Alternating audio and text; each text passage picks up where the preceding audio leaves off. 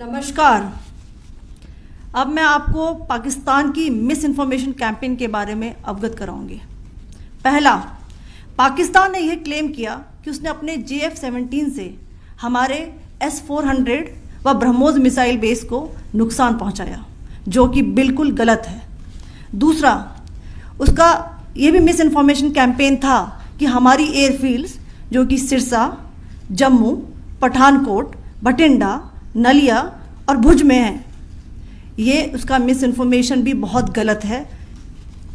तीसरा, पाकिस्तान के miss information campaign के मुताबिक हमारे एम्यूनिशन डम्प्स जो चंडीगढ़ और बियास में है उसका डैमेज हुआ, यह भी बिल्कुल गलत है।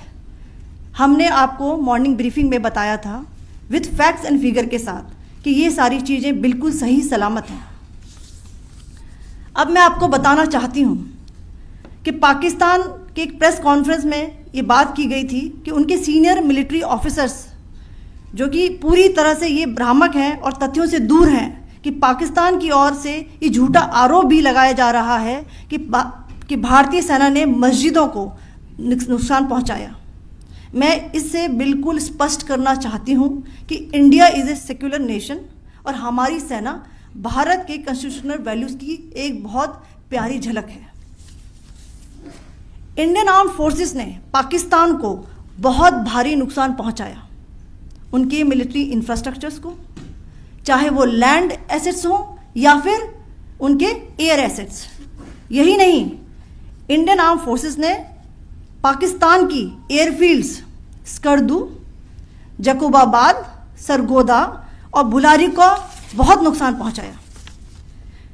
इसके अलावा पाकिस्तान के air defence system, radar system, उनको भी एयर स्पेस में अनडिनेबल किया।